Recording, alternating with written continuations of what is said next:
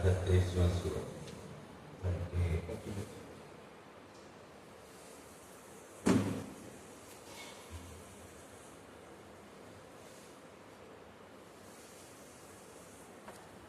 ओम श्री परमात्मने नमः।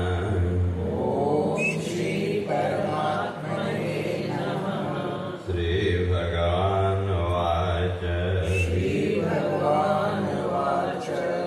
सुख दुःखे समे कृत्वा। सुख दुःखे समे कृत्वा। लाभालाभौ जयाजयो। लाभालाभौ जयाजयो। ततो युद्धाय युज्यस्व। ततो युद्धाय युज्यस्व। नैवं पापमवाप्स्यसि। एवं पापमवाप्स्यसि। एषा ते विहिता साङ्ख्ये। एषा ते विहिता साङ्ख्ये। बुद्धियोगे त्विमां शृणु। बुद्धियोगे त्विमां शृणु। बुद्ध्या युक्तो यया पार्थ। बुद्ध्या युक्तो यया पार्थ। कर्मबन्धं प्रहास्यसि। कर्मबन्धं प्रहास्यसि। नेहाभिक्रमनाशोऽस्ति। नेहाभिक्रमनाशोऽस्ति। प्रत्यवायो न विद्यते। प्रत्यवायो न विद्यते। स्वल्पमप्यस्य धर्मस्य। स्वल्पमप्यस्य धर्मस्य। त्रायते महतो भयात्। त्रायते महतो भयात्। व्यवसायात्मिका बुद्धिः। व्यवसायात्मिका बुद्धिः। एकेह कुरु नन्दन। एकेह कुरु नन्दन। बहुशाखाह्यनन्ताश्च। बहुशाखाह्यनन्ताश्च। बुद्ध्यो व्यवसायिनाम्। बुद्ध्यो व्यवसायिनाम्। यामिमां पुष्पितां वाचम्। यामिमां पुष्पितां वाचं। प्रवदन्त्य विपश्चितः। प्रवदन्त्य विपश्चितः। वेदवादरता पार्थ। वेदवादरता पार्थ। नान्यदस्तीति वादिनः। नान्यदस्तीति वादिनः।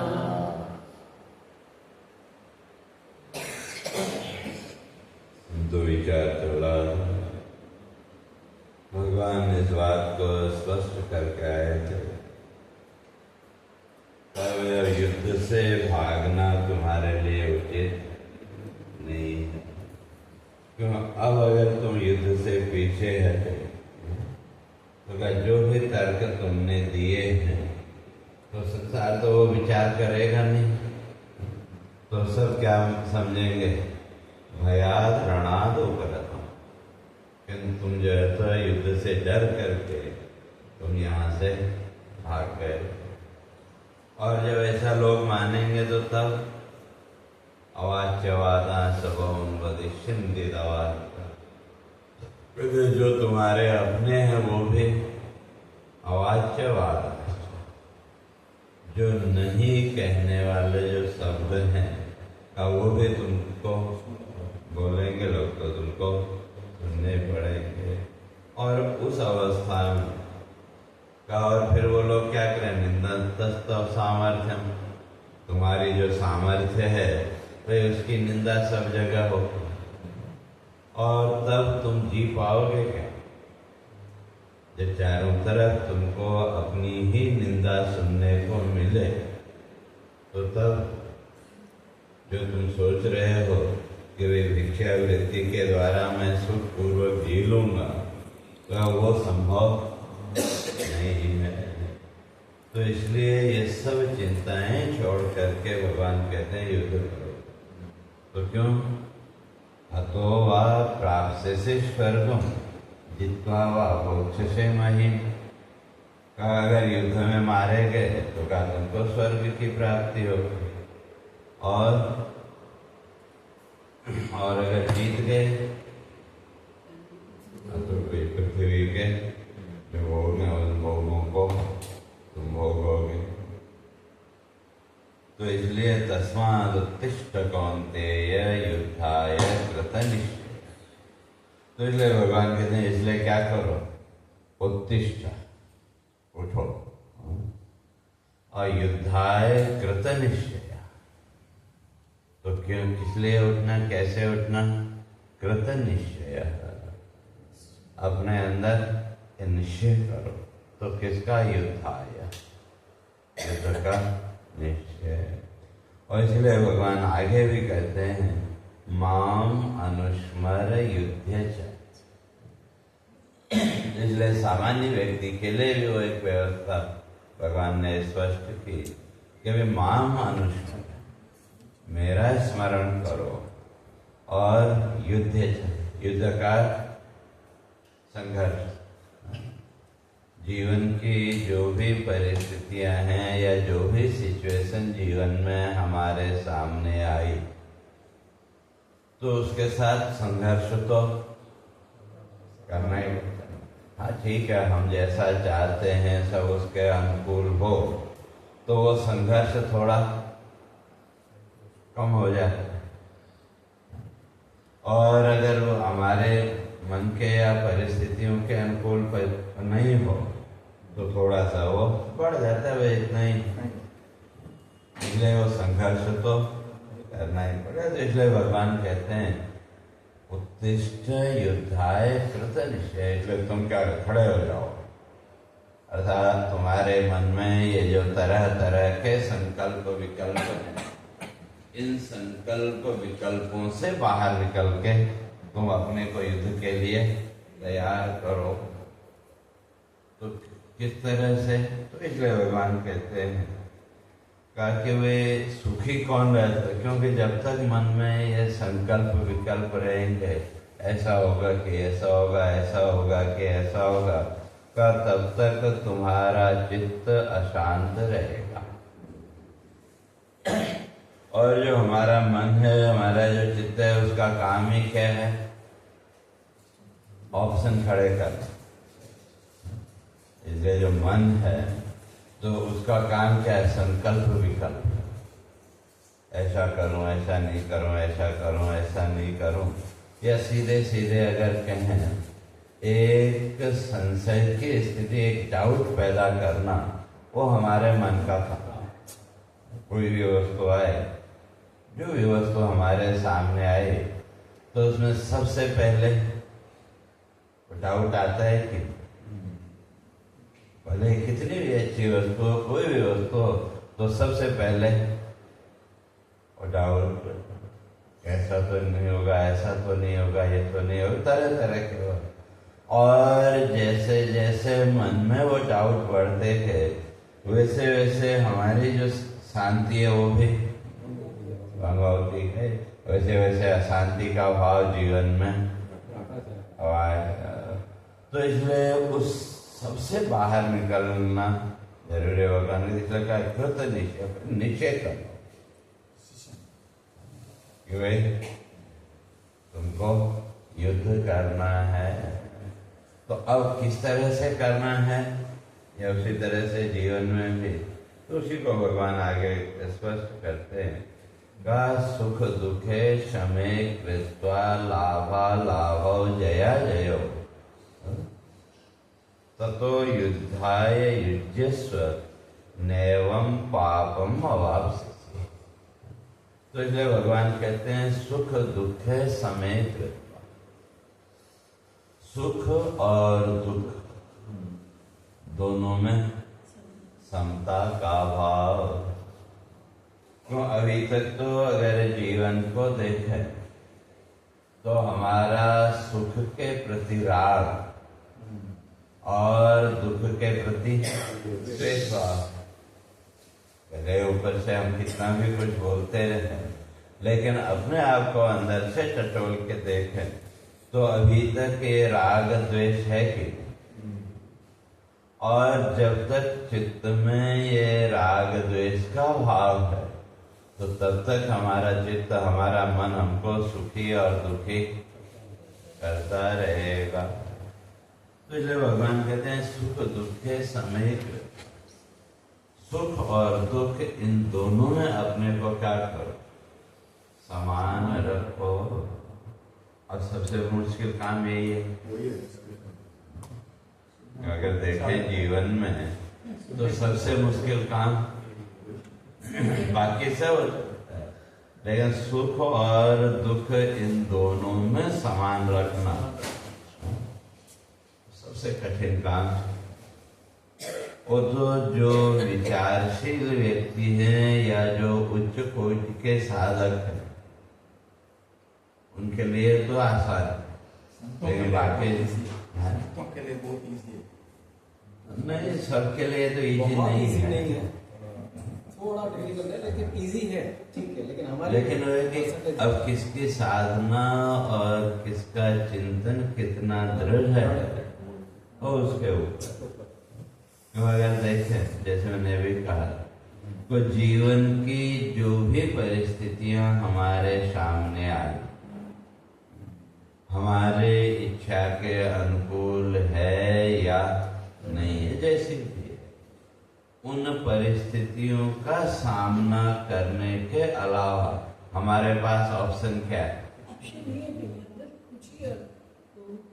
दमी तो होती है ना, नहीं, इसीलिए जब ऑप्शन ही नहीं है तो फिर सुखी और दुखी क्यों होना? वो सोच के ठीक है, पर पहले तो इसलिए इमीडिएटली तो वो तो इसलिए मिले तो खुशी है ना। तो वो जो कह रहे हैं ना आसान है, क्योंकि भाई जब उस दृष्टि से हम सोचेंगे तो उसमें एक सहजता आ जाए, क्योंकि जीवन की जो भी परिस्थितियां हैं उनका सामना तो करना ही है। अब कैसे करते हैं वो हमारे ऊपर है।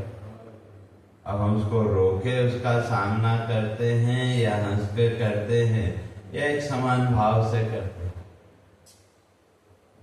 अब उसमें वही है कि हमारी जो विचार प्रक्रिया, हमारा जो चिंतन और हमारी जो साधना वो कितनी दृढ़ है, सब उस पर बता तो सब कुछ तुम बोलते तो हम सभी कि जो भी परिस्थिति है उसको सामना करना पड़े और करते भी है, लेकिन कभी दुखी हो गए और कभी हमारे मन के अनुकूल हुआ तो हम बड़े खुश हो गए, और हमारे कल्पना के अनुकूल नहीं हुआ तो जैसे मैंने कहा ना कि और सुख और दुख अगर देखें तो क्या है? नहीं, जो हमारे अनुकूल है वो सुखी। जो जीवन को लेकर के जो भी हमने कल्पनाएं की, हमारी उन कल्पनाओं के अनुसार जीवन चलता रहा तो हमने अपने को सुखी मान लिया, और हमारी उन कल्पनाओं के अनुसार जीवन नहीं चला तो हमने अपने को दुखी मान लिया। अगर सामान्य उसमें देखें तो इतना ही है। तो सुख और दुख किसको कहेंगे? आज तक सुख दुख की कोई परिभाषा बनी क्या? या हम वो सुख दुख दिखा सकते हैं क्या? या किसी के सुख दुख में उसके गए सांत्वना देने के लिए हम क्या बोलते हैं? भाई समझ सकते हैं। फिर कैसे समझ सकते हैं भाई? अपनी जीवन की कल्पनाओं के साथ हम उसको टैली करते हैं।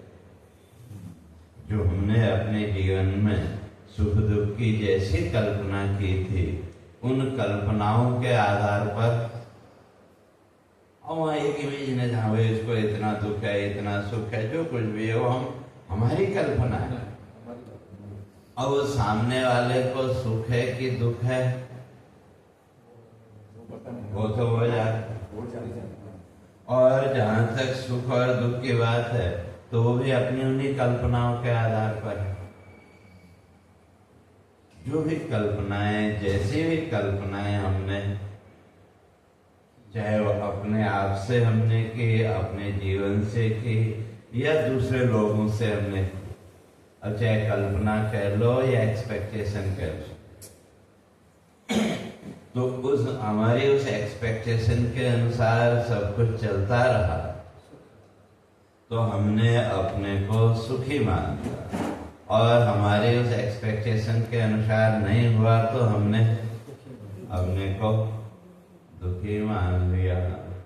और ये सुखी और दुखी मानने से भी हमारे जीवन की जो गति थी वो तो नहीं रुकी। जीवन की गति तो अपनी रफ्तार से चलती रहती है। तो इसलिए सामान्य उसमें अगर सुख दुख की बात करें तो इतना ही। और अगर शास्त्रीय उसमें जाएं तो सुख और दुख शास्त्र की दृष्टि से सुख और दुख नाम की कोई वस्तु है ही नहीं, है ही नहीं। क्यों? अगर है तो दिखाओ। अगर सुख और दुख है तो वे दिखाओ। ये हमारी कल्पना है जो नहीं वो जैसे मैंने कहा जो भी हमारी है तब हो जाते हैं। हाँ सिचुएशन आती है सुखी दुखी। हाँ, तो अब वो भी तो सिचुएशन हमारी कल्पनाओं के अनुसार है। और जो आपसे द्वेष रखता हो या आपका कोई प्रतिद्वंदी हो, कंपटीशन हो, तो जिसको आप सुख मान रहे वो उसके लिए दुख है कि नहीं? जो आपसे ईर्ष्या रखता हो, करता हो, तो आप जिसको सुख मानते हो अपने जीवन में, सामने वाले के लिए वो उसके लिए दुख है कि नहीं? फिर किसको सुख कहें और किसको दुख कहें? तो अगर सामान्य जन से विचार करके देखें, ये सब हमारी कल्पनाओं पर निर्भर है। जो भी जीवन को लेकर के, घर परिवार समाज आदि को लेकर के जो हमने कल्पनाएं की, हमारी उन कल्पनाओं के अनुसार जीवन चलता रहा तो हमने अपने को सुखी मान लिया। और हमारी उन कल्पनाओं के अनुसार जीवन नहीं चला तो हमने अपने को दुखी मान लिया। बस इतना ही तो मान्यता ही तो है। तो अगर वास्तव में होता सुख दुख तो शास्त्रकार कहते हुए दिखाओ वो सुख और दुख कैसा है। लेकिन आप उसका वर्णन भी तो नहीं कर सकते। जिसको आप सुख और दुख कह रहे हैं, उस सुख और दुख का वर्णन कर सकते हैं कि भाई कैसा है वो सुख है, तो उसका वर्णन भी नहीं कर सकते। इसलिए जिसका वर्णन भी नहीं कर सकते और जिसको आप दिखा भी नहीं सकते, कहते फिर ऐसे वस्तु को मानने का अर्थ क्या है? जो है ही। तो इसलिए वहां पे लक्षण किया अनुकूल वेदनीयम सुखम और प्रतिकूल वेदनीयम दुखम। दोनों वेदना है। वेदना माने पीड़ा। जो अनुकूल है, जो वेद शब्द है उसके दो अर्थ है। वेद का अर्थ वेदना भी है और ज्ञान भी है। अब दोनों में तो आपके मन के अनुकूल जो ज्ञान है उसका नाम सुख, और आपके मन के अनुकूल जो ज्ञान नहीं है उसका नाम दुख। और ग्रामर की दृष्टि से अगर देखें, संस्कृत ग्रामर की दृष्टि से, तो सुख और दुख दोनों में ख शब्द कॉमन है और ख का अर्थ शून्य। शून्य शून्य भी है, आकाश भी है, ब्रह्म भी है। शून्य भी और आकाश भी। आकाश भी और ब्रह्म परमात्मा भी ख का अर्थ। हाँ, तो शून्य। तो इसलिए ख दुख और सुख का अर्थ क्या हो गया? शून्य। वह कुछ है ही नहीं। लेकिन जो अब ख जो है, तो इसलिए सु और दु, तो ये संस्कृत ग्रामर में उपसर्ग कहलाते हैं। वहां 22 उपसर्ग है। तो अब उपसर्ग जो है, उपसर्ग ना पहले लगे, शब्द के पहले जो अक्षर जोड़ा जाता है उसको उपसर्ग कहते हैं। और उपसर्ग की विशेषता यह है कि जिस शब्द के साथ आप उसको जोड़ोगे उस शब्द के मूल अर्थ को ही बदल देगा। जैसे हार शब्द, हार माने पहले कहा तो अब उसके आगे प्र उपसर्ग जोड़ दो, प्रहार माने अटैक करना, आहार, आहार खाना खाना, विहार, संहार। तो उपसर्ग जोड़ते जाओ तो हर एक उपसर्ग उसके मूल अर्थ को गायब करता चला जाएगा। आहार, संहार, विहार, प्रहार इत्यादि। तो अब हर बार अर्थ बदल गया कि मूल शब्द तो वही है, मूल तो वही है, लेकिन उपसर्ग ने क्या किया, उसका अर्थ को ही, मतलब उसका जो मूल अर्थ है उसको ही गायब कर। तो इसी तरह से सु और दु दोनों है उपसर्ग, है कुछ नहीं, खौ मैंने शून्य कुछ नहीं है, लेकिन सु और दु इन उपसर्गों ने अपनी शक्ति के बल पे उसके अर्थ को बदल दिया। तो इसलिए सु और दु, सुख और दुख वास्तव में है ही नहीं। और अगर मानते हो फिर भी तो क्या फिर सुख और दुख किसको है? अगर सुख को मानते हो तो फिर वहीं तब खौ का अर्थ किया ब्रह्म परमात्मा। तो सुख दुख में जो खौ है उसका अर्थ ब्रह्म या परमात्मा। सुष्ठो ख्यातम ब्रह्म येन तत्सुखम। जिसने उस ब्रह्म तत्व को, उस परमात्मा को जितनी अच्छी तरह से जाना वो उतना सुखी।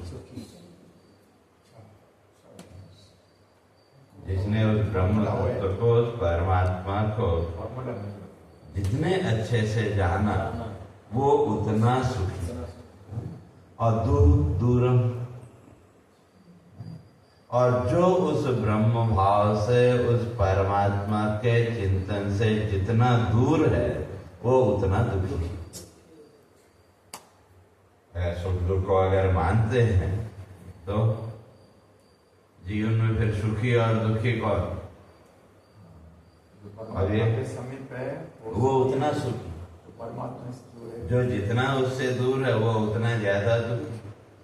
अब देख लो, यहाँ पर आने से सहन शक्ति भी बढ़ती है ना, वो तो है ही। तो इसीलिए तो वो जैसे जैसे वो समझ में आया तो संसार का जो भी हमारा अटेचमेंट था, ठीक है 100% नहीं हुआ, लेकिन कुछ भले ही 1%, लेकिन वो कुछ तो जीवन में आया कि नहीं। तो इसलिए वो जो भी सुख और दुख का जो एक फ्लो आया और उसका झटका तो लगा, लेकिन उसमें बहने से हम बच गए।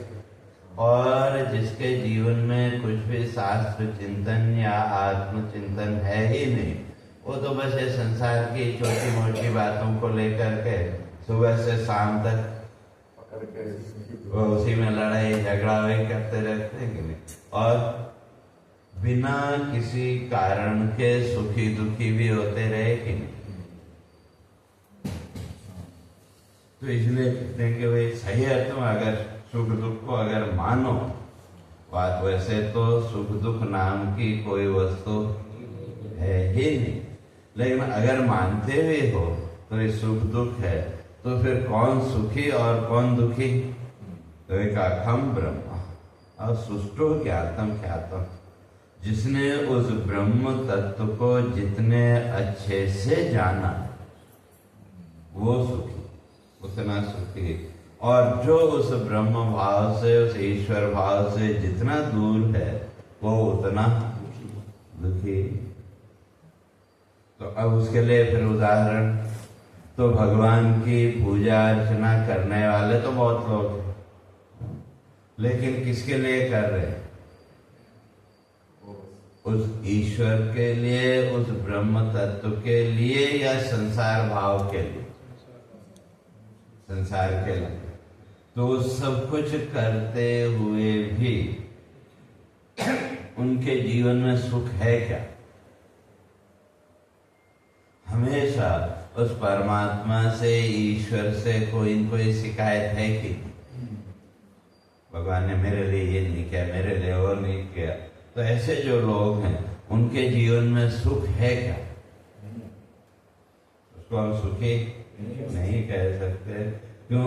सब कुछ किया, भगवान की पूजा अर्चना सब कुछ किया, लेकिन उसने उस संसार भाव से बाहर नहीं निकले। कृष्णा संसार की उस जो साधना हमको उस ईश्वर तत्व की ओर, उस ब्रह्म तत्व की ओर आगे ले जाने का साधन थी, हमने उसको किसके साथ जोड़ दिया? संसार के साथ। और जितना उस संसार के साथ उसको जोड़ते गए, उतना उस ईश्वर भाव से दूर होते गए कि या सीधे सीधे अपने भी जीवन में अगर देखें, आप नियमित जो कुछ भी आप करते हैं, ठीक है, सब व्यवस्थित ढंग से चल रहा है, और जिस दिन वो संसार भाव दृढ़ हो गया, उस दिन वो आपका नित्य नियम छूट जाता है कि नहीं? और जब वो छूटा तो दुख हुआ कि नहीं? तो वो जो संसार भाव, तो उसने क्या किया? हमको उस ईश्वर भाव से दूर खींचा कि भले ही वो एक दिन के लिए सही या एक क्षण के लिए ही सही। तो जितना जीवन में संसार भाव होगा, उतना व्यक्ति उस आत्म तत्व से या उस ब्रह्म तत्व से उतना दूर होता चला जाएगा।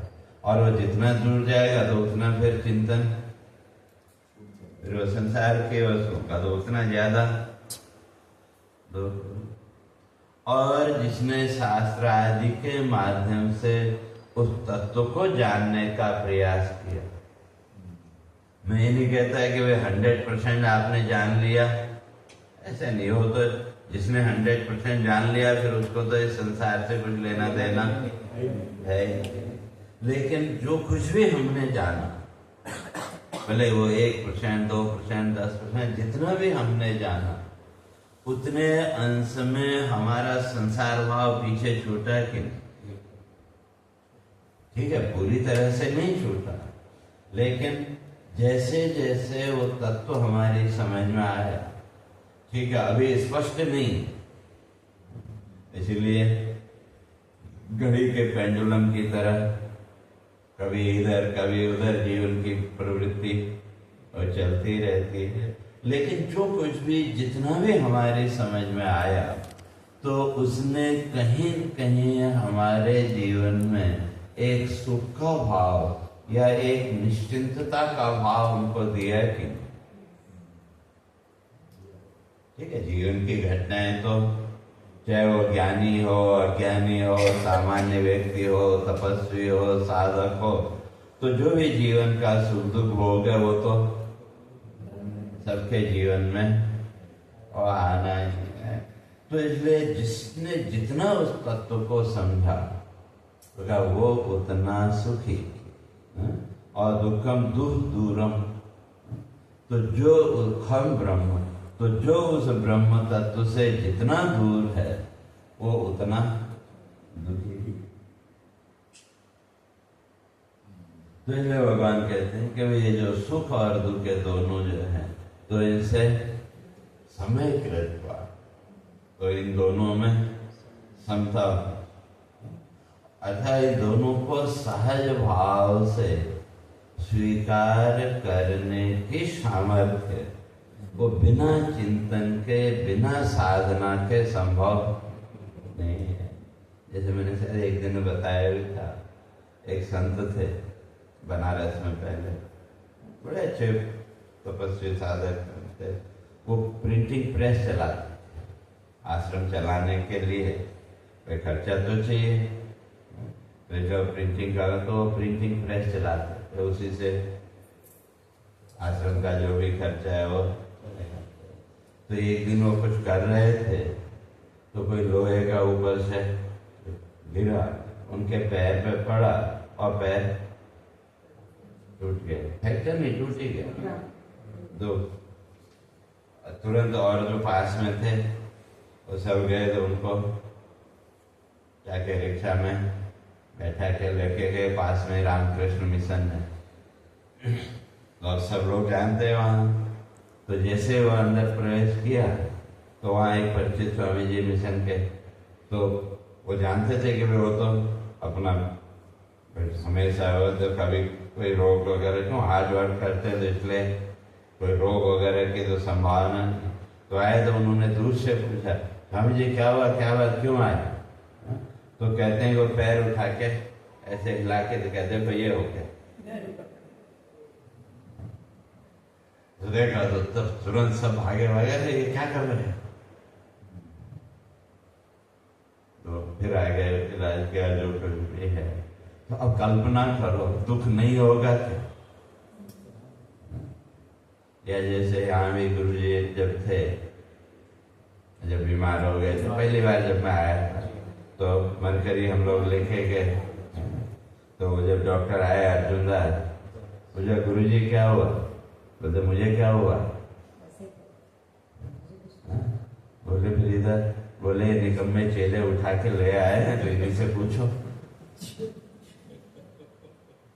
तो फिर वो अर्जुन दास मेरे से पूछा क्या है, कैसा है? तो कहने का अर्थ है कि वो जो हमारी साधना, जो भी हमारा चिंतन है, वो कितना दृढ़ है। प्रारब्ध के अनुसार दुख तो आएगा ही। नहीं, वो तो आएगा, क्योंकि जहाँ तक प्रारब्ध की जो बात हम करते हैं ना, ये प्रारब्ध का संबंध हमारे शरीर से है, क्योंकि इसमें आपका कोई बस नहीं चलता। शारीरिक जो भी सुख दुख है, मैं समझता हूँ कि वही हमारा प्रारब्ध, बाकी तो हमारी मानसिक कल्पनाएं हैं। बिजनेस में प्रॉफिट लॉस, चढ़ना उतरना, वो भी प्रारब्ध है ना। वो तो फिर उसमें हमारी कल्पना है ना कि भाई ऐसा नहीं हुआ, तो फिर वो जो होना है वो तो प्रॉफिट में हमने सुख माना, हाँ, लॉस में हमने दुख माना, तो ये दोनों ही हमारी वो हमारी कल्पना है। क्यों? वो तो समय के साथ तो हम समत्व में नहीं रहते, क्योंकि ये तो उतार चढ़ाव तो संसार का नियम है। ये शरीर तो सब तो बहुत दर्द होता है, तो सही निकल ही नहीं। और फिर दूसरा ये है कि भाई इसमें हमारा कंट्रोल भी नहीं है, हमारे पास है कि नहीं? ये शरीर ठीक है भाई, हम सब सावधानी रखते हैं, लेकिन कई बार सावधानी रखने पर भी बीमारी आती है। और बहुत से लोग ऐसे हैं जो कोई सावधानी नहीं रखते, लेकिन फिर भी उनके जीवन में कभी कुछ नहीं होता। तो इसलिए जो प्रारब्ध का जो संबंध है, तो वो शरीर तक सीमित, उसको लेकर के फिर हमने जो कल्पना है कि वो हमारा, वो सुख दुख का कारण। इसीलिए जीव सृष्टि और ईश्वर सृष्टि, तो इसलिए जीव सृष्टि ही उसके सुख दुख का कारण है। अब जैसे वो सुख और दुख की अगर बात करें, जो वेदना की बात चल रही थी, सुख दुख की है तो वेदना है। तो अब मान लो भाई आपका बच्चा है और एक पड़ोसी का बच्चा, दोनों खेल रहे हैं और दोनों के हाथ में आ गई एक एक लकड़ी, और वो दोनों खेलते खेलते आपके पास आए और वो लकड़ी से आपको आने लगे, और उसमें सुख होता है कि दुख होता है? अगर आपके बच्चे ने मारा तो सुख, और दूसरे के बच्चे ने अगर मारा तो दुख। तो पीड़ा तो दोनों एक ही है। फिर उसको सुखी क्यों माना, उसको दुखी क्यों माना? वो हमारे क्यों, वहाँ एक में अपनत्व का भाव है, तो वहाँ वो पीड़ा भी हमारे लिए सुख का कारण है, और जिसमें परायपन का भाव है उसमें तो ये जितना भी सुख दुख है, तो ये तो हमारे मन की उपज है कि नहीं, हमारी सृष्टि है। इसलिए जीव सृष्टि ही उसके सुख दुख का कारण है। जो ईश्वर सृष्टि है वो न किसी के सुख का कारण और न किसी के दुख का कारण। तो अब अगर प्रारब्ध की बात करें तो वो जो भी शरीर का हो, क्योंकि जो शारीरिक पीड़ा या जो कुछ भी है, चाहे उसको पीड़ा कहे, अनुकूलता प्रतिकूलता जो भी कहे, वो तो चाहे ज्ञानी हो, अज्ञानी हो, तपस्वी हो, साधक हो, सामान्य व्यक्ति हो, कोई भी हो, वो जो शारीरिक भोग है वो तो भोगना ही पड़ेगा। उससे तो आप बच नहीं सकते। तो इसलिए प्रारब्ध का संबंध मेरी दृष्टि से केवल शरीर का। जैसे मेहनत सब लोग उनको नहीं करते हैं, कोई फैमिली में कोई अच्छा बड़ा बन जाता है, कोई करने पाते हैं, वो प्रारब्ध है ना, वो कर्म फल है। वो कर्म है। कोई समझो प्रारब्ध ही बना नहीं, लेकिन मेन चीज ये है कि वे जो भी है, एक जो सामान्य व्यक्ति है, तो हमारी जो आवश्यकताएं हैं वो कितनी है? 3। जो हम बोलते हैं रोटी, कपड़ा और मकान। और ये जो तीनों तो परमात्मा सबकी पूरी करता है कि और सबकी पूरी करता है। अब बाकी तो हम अपनी कल्पना के द्वारा उसको कुछ भी मानते हैं कि भाई उसका प्रारब्ध था, और अगर प्रारब्ध तो उसमें केवल 2 ही चीजें हैं, सुख और दुख। और बाकी संसार की वस्तुओं को लेकर के जो सुख दुख है वो तो हमारा बनाया हुआ है, हमारा निर्मित है। लेकिन जो शारीरिक सुख दुख है वो प्रारब्ध, उसमें आप कुछ नहीं कर सकते। लेकिन उसमें भी फिर जो साधक है, जो तपस्वी, जो ज्ञानी है, तो उसको में तो वो उससे भी अपने को बाहर निकाल लेता है, और हम लोग उसमें चिपक जाते हैं।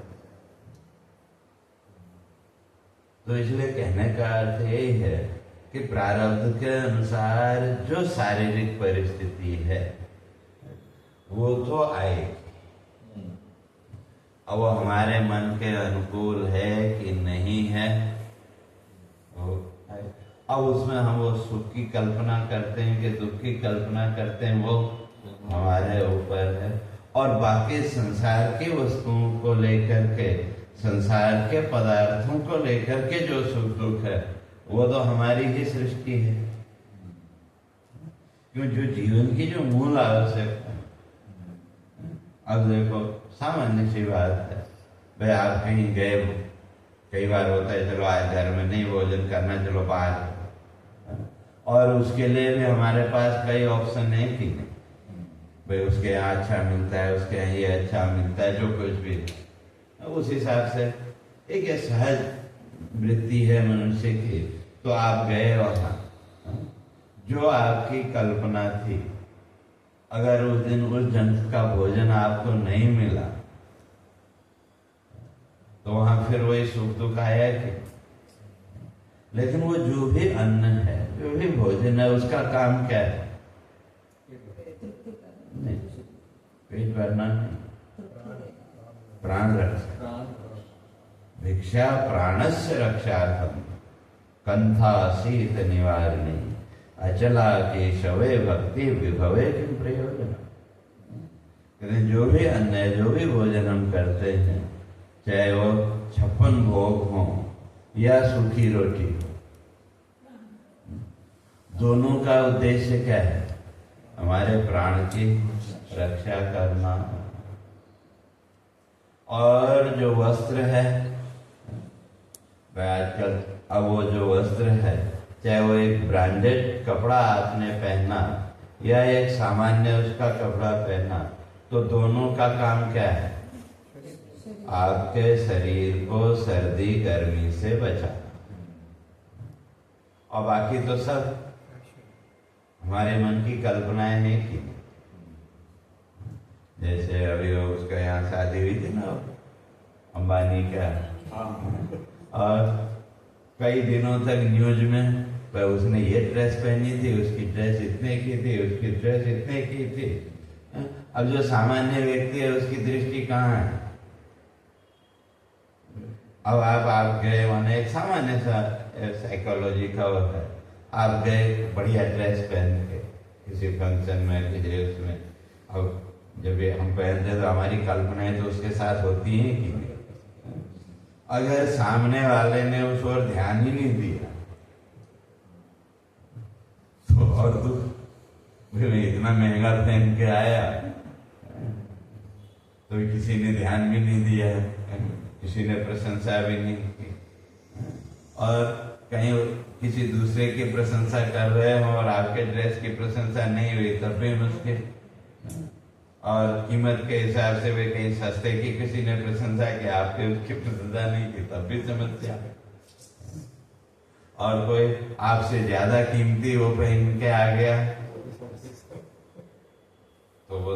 तो ये सब, तो ये हमारी कल्पनाओं से बिना कारण के हम दुखी और सुखी हुए थे। वहां अगर देखो तो सुख दुख का कारण क्या है? कुछ भी नहीं, तो हम अपनी ही कल्पनाओं को लेकर के सुखी और दुखी होते हैं कि नहीं।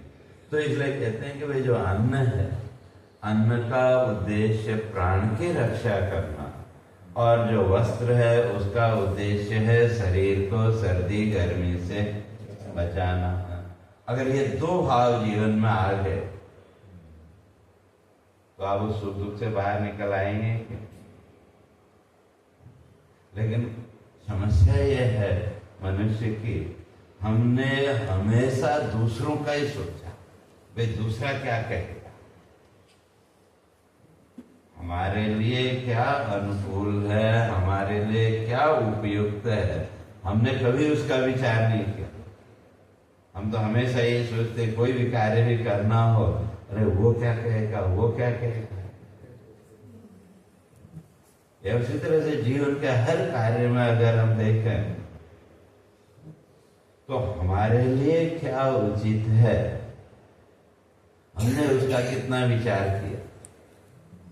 अगर कहें तो नहीं के बराबर, क्यों पूरे जीवन का विश्लेषण अगर करके देखें हम तो दूसरों की चिंताओं में डूबे रहेंगे, वो क्या कहेगा, वो क्या कहेगा, और बिना कारण के दुखी और दुखी होते रहे। तो इसलिए भगवान कहते हैं सुख दुखे समय, इसलिए क्या करो, सुख और दुख इन दोनों में समत्व का भाव, और जब तक राग और द्वेष की प्रवृत्ति है तब तक वो समता का भाव नहीं आ सकता। इसलिए किसी ने एक बड़ी अच्छी बात लिखी कि जीवन की बगिया में जितनी कलियां उतने कांटे हैं, वह जीवन रह गया अधूरा जिसने अलग अलग ये बांटे। इसलिए सुख और दुख ये तो एक दूसरे के साथ और जुड़े हुए, लेकिन हम इन दोनों को अलग अलग करने में, और जो विचारशील व्यक्ति है, जो साधक है, जिसने इसको समझ लिया तो फिर उसके जीवन में दोनों की सहज भाव से स्वीकार होती। सुख आया तो भी ठीक, दुख आया चलो एक बार तो भी ठीक, समझ के चल सकते। हाँ वो भी मान लेते हैं। या जैसे हम कहते हैं कि सुख में हम कहते हैं भगवान की बड़ी कृपा है, तो जब सुख भगवान की कृपा है तो दुख भी तो उसकी कृपा है। और उसके बाद कुछ अच्छा हो गया तो हम तुरंत नहीं, अच्छा था भगवान जो करता है चेक करता है, लेकिन फिर भूल जाते हैं। तो इसलिए सुख और दुख दोनों को सहज भाव से स्वीकार करना, वो ज्ञान के बिना, चिंतन के बिना वो संभव नहीं है। क्योंकि जब तक जीव अपनी कल्पनाओं में ही खोया हुआ है, अगर देखें तो सुबह से लेकर के शाम तक कहीं न कहीं हम उसी कल्पनाओं में खोए रहते हैं कि नहीं। हाँ ठीक है कि वे थोड़ा शास्त्र आदि हमने समझा, थोड़ा समझ में आया तो थोड़ा वो कल्पना वृत्ति कम हुई, लेकिन अभी पूरी तरह से उसकी निवृत्ति नहीं हुई है। और जब तक उसकी पूरी तरह से निवृत्ति नहीं है तब तक कहीं न कहीं वो सुख दुख का भाव तो है। और उसमें लेकिन जो शास्त्र चिंतन, जो भी विचार हमने जीवन में किया, तो इसके माध्यम से कहीं न कहीं वो स्वीकार्यता का भाव हमारे अंदर आया कि ठीक है। मैं ये नहीं कहता कि वे सुख दुख सुखी दुखी नहीं करता है, ऐसा नहीं है, सब करता है, लेकिन फिर भी कहीं न कहीं जो भी जीवन की परिस्थिति है उसको सहज भाव से स्वीकार करने की एक सामर्थ्य हमारे जीवन में आएगी। वही शास्त्र चिंतन का, विचार का वही फल है। और फिर धीरे धीरे जैसे वो बढ़ता जाएगा तो वो सहजता आएगी, और जब सहजता जीवन में आती गई तो फिर सुख और दुख दोनों का विक्षेप उतना वो कम होता जाएगा। तो इसलिए भगवान कहते हैं सुख दुखे समय कृत्वा। इसलिए तुम क्या करो जीवन में, और केवल वो युद्ध की बात नहीं, तो भगवान कहते हैं सामान्य व्यक्ति को भी जीवन में भी इन दोनों में समत्व का भाव लाना चाहिए। क्यों? क्योंकि ये सुख और दुख आपके रोकने या उससे उसमें कोई अंतर नहीं होने वाला।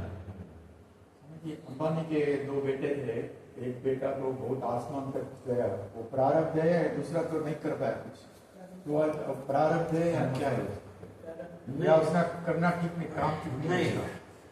समस्या ये है, हमने जो है ना प्रारब्ध को भौतिकवाद से जोड़ दिया,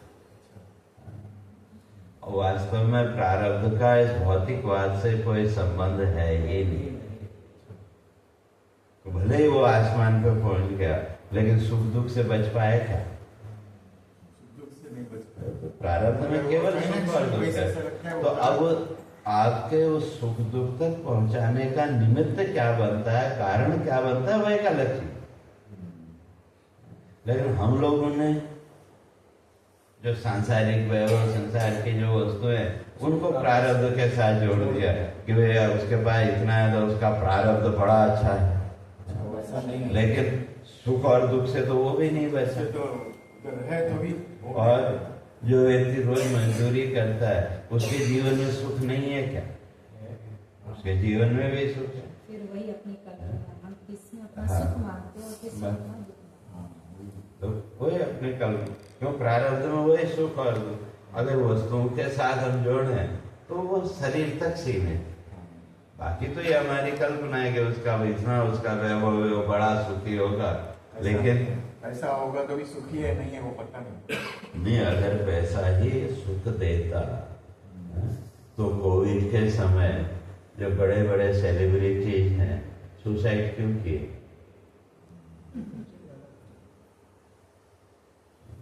तो अगर पैसे की बात करो तो उनके पास कमी नहीं, या अगर सोशल नेटवर्क की बात करो तो आपसे ज्यादा उनका, और आजकल जो एक फॉलोअर्स का चल पड़ा है लोगों के अंदर, अगर उसकी भी बात करो तो वो भी आपसे ज्यादा उनके पास है, तो फिर सुसाइड क्यों की?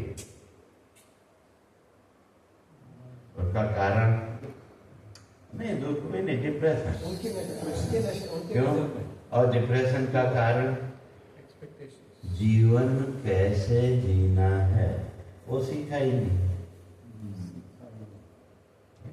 और हमारे जो शास्त्र हैं, हमारे जो ग्रंथ हैं, चाहे सुखमणि लो, गीता लो, जो भी है, वो हमको वही सिखाते हैं कि जीवन कैसे जीना।